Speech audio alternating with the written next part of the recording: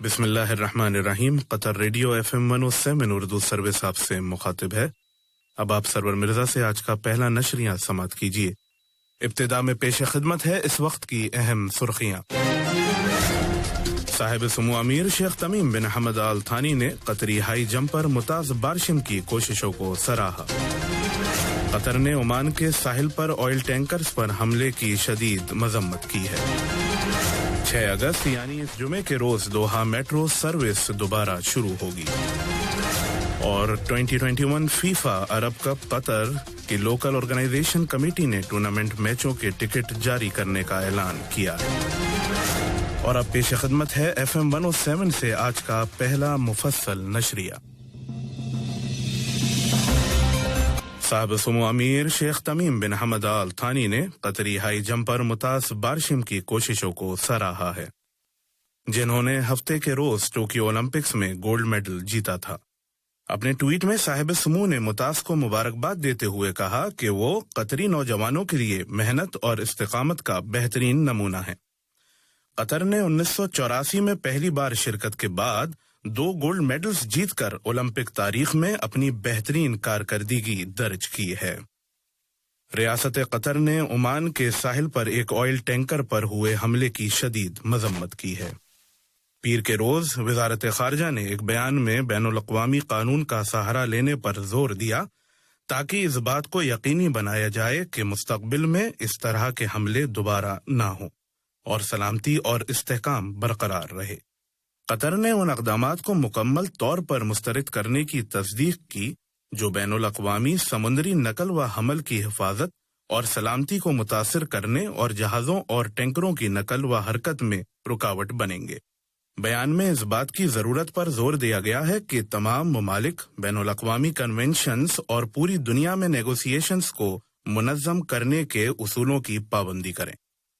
جمہوریہ ترکمنستان کے نائب وزیر اعظم اور وزیر خارجہ جناب راشد میریڈوف کو ریاست قطر کے نائب وزیر اعظم اور وزیر خارجہ جناب شیخ محمد بن عبد الرحمن ال تھانی کی جانب سے ایک تحریری پیغام موصول ہوا ہے۔ یہ خط دونوں ملکوں کے درمیان 2 طرفہ تعلقات اور ان میں اضافے اور ترقی کے ذرائع سے متعلق ہے۔ یہ پیغام ترکمنستان میں قطر کے سفیر جناب مبارک بن عبد الرحمن النصر نے ترکمنستان کے نائب وزیر خارجہ جناب میاتییف بردینیا سے ملاقات کے دوران دیا۔ قطر ریڈ کریسنٹ سوسائٹی نے افغانستان کے دور دراز علاقوں میں تعلیم کو سہارا دینے کے منصوبے کے فیز 3 کے حصے کے طور پر افغانستان کے صوبے غور میں اسکولوں کو تعلیمی امداد کی فراہمی کا افتتاح کیا ہے۔ اس امداد کی کل لاگت تقریباً 34,03,521 ڈالر ہے۔ اس پروجیکٹ میں 5 اسکولوں میں 480 ڈبل سیٹوں والی ڈیسک، 49 کلاس روم خیمے، 955 اسٹیشنری کے ساتھ اسکول کے بستے اور 520 ٹیچنگ ایڈز کٹس شامل ہیں۔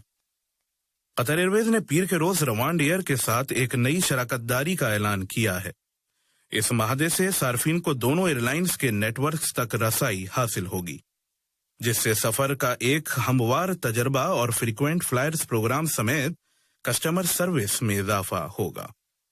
وزارت صحت کے مطابق ملک میں گزشتہ 24 گھنٹوں کے دوران یہاں کی سوسائٹی میں کرونا وائرس کے مزید 102 نئے کنفرمڈ کیسز اور مسافروں میں 48 کیسز رجسٹرڈ ہوئے ہیں۔ اس بیماری کے شکار مزید 146 افراد اب صحت یاب ہو گئے ہیں۔ اب قطر میں کووڈ-19 سے شفا پانے والوں کی مجموعی تعداد 22,03,995 ہو گئی ہے۔ نیشنل کووڈ-19 ویکسینیشن پروگرام کے تحت قطر میں اب تک اینٹی کووڈ-19 ویکسینز کی 38,31,811 ڈوزز دی جا چکی ہیں۔ ملک میں پچھلے 24 گھنٹوں میں 5,863 افراد کو پہلی بار ٹیسٹ کیا گیا اور اب تک ٹیسٹوں کی کل تعداد 23,32,220 ہو گئی ہے۔ وہیں ICU میں 22 افراد کو میڈیکل ہیلپ بھی مل رہی ہے اور مزید 2 مریضوں کو ICU میں داخل کیا گیا ہے۔ قطر میں کووڈ-19 کیسز کی تعداد میں حالیہ اضافے کو مد نظر رکھتے ہوئے وزارت صحت نے عوام سے اپیل کی ہے کہ احتیاطی تدابیر پر عمل کرنا ہر ایک کے لیے ضروری ہے۔ قطر ریل نے جمعے کے روز دوحہ میٹرو سروس دوبارہ شروع کرنے کا اعلان کیا ہے۔ تاکہ 6 اگست سے 10 اگست تک کارنش روڈ کی عارضی بندش کے دوران مسافروں کو مدد مل سکے۔ گزشتہ مہینے قطر ریل نے میٹرو سروس کو پورے نیٹ ورک میں ایک ضروری اپ گریڈ کی وجہ سے 9 جولائی سے 13 اگست تک عارضی طور پر بند رکھنے کا اعلان کیا تھا۔ یہ بندش پورے نیٹ ورک میں ایک ضروری اپ گریڈ کی وجہ سے کی گئی تھی۔ اب کچھ بین الاقوامی خبریں۔ سلطنت عمان میں عمانی اور امریکی افواج کے درمیان پیر کے روز مشترکہ فوجی مشق کا آغاز ہوا۔ کووڈ-19 احتیاطی تدابیر کے درمیان یہ ڈرل ظفر گورنریٹ کے سمرائٹ ایئر بیس سے شروع ہوئی۔ یہ ڈرل، جس کا code name valley of fire ہے، 12 اگست تک جاری رہے گا۔ روسی فوج نے اعلان کیا ہے کہ روس اور ازبکستان کے فوجیوں نے پیر کو افغان سرحد کے قریب مشترکہ فوجی مشقیں شروع کی۔ روسی فوج کے سینٹرل ملٹری ڈسٹرکٹ کی پریس سروس نے روس ٹوڈے کی جانب سے جاری کردہ ایک بیان میں کہا کہ روسی اور ازبیک فوجی جنوبی ازبکستان کے علاقے سرخندریا میں تیرمیز فوجی مقام پر حصہ لیں گے۔ یہ فوج افغانستان کے ساتھ سرحد پر ٹیریٹوریل انٹیگریٹی کی ضمانت سے متعلق مشن انجام دینے کی تربیت دے گی۔ یہ خبریں آپ قطر ریڈیو FM 107 سے سن رہے ہیں۔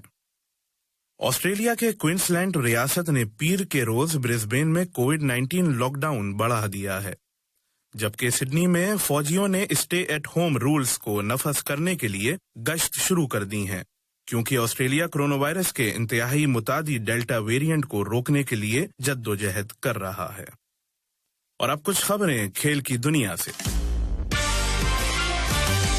2021 فیفا عرب کپ قطر کی لوکل آرگنائزنگ کمیٹی نے ٹورنامنٹ میچوں کے ٹکٹ جاری کرنے کا اعلان کیا ہے۔ تمام فٹ بال فینس آج ٹکٹ کے لیے FIFA.com میں سائن اپ کر سکتے ہیں۔ 16 عرب ٹیمیں اس فیفا ٹیسٹ ایونٹ میں حصہ لے رہی ہیں۔ ٹورنامنٹ کا آغاز میزبان قطر اور بحرین کے درمیان میچ سے ہوگا اور یہ مقابلہ 30 نومبر کو البیت اسٹیڈیم میں کھیلا جائے گا۔ ایک اور فٹ بال کی خبر میں، قطر کے المعیز علی نے 2021 کانکاکاف گولڈ کپ میں 5 میچوں میں 4 گول داغ کر ٹاپ اسکورر ایوارڈ جیتا۔ خبروں کے ختم ہونے سے قبل اہم خبروں کی سرخیاں ایک مرتبہ پھر سن لیجیے۔ صاحب سمو امیر شیخ تمیم بن حمد آل تھانی نے قطری ہائی جمپر متاز بارشم کی کوششوں کو سراہا۔ قطر نے عمان کے ساحل پر آئل ٹینکرز پر حملے کی شدید مذمت کی ہے۔ اس جمعے کو دوحہ میٹرو سروس دوبارہ شروع ہوں گی۔ اور 2021 فیفا عرب کپ قطر کی لوکل آرگنائزیشن کمیٹی نے ٹورنامنٹ میچوں کے ٹکٹ جاری کرنے کا اعلان کیا ہے۔ ریڈیو FM 107 سے آج کا پہلا نشریہ اپنے اختتام کو پہنچا۔ سرور مرزا کو دیجیے اجازت۔ اللہ حافظ۔ السلام علیکم دوستو، میں ہوں شیخ نور۔ آپ دیکھ رہے تھے قطر نیوز ٹوڈے۔ مجھے امید ہے کہ یہ ویڈیو آپ کو انفارمیٹک لگی ہوگی۔ اسی طرح کے ویڈیو پاتے رہنے کے لیے نور ٹائم 24/7 یوٹیوب چینل کو سبسکرائب کیجیے اور اس ویڈیو کو لائک، کمنٹ اور شیئر ضرور کیجیے۔ اگر آپ فیس بک پر دیکھ رہے ہیں تو شیخ نور پیج کو لائک کیجیے اور فالو کیجیے تاکہ میں جیسے ویڈیو اپلوڈ کروں آپ تک پہنچ جائے۔ شکریہ۔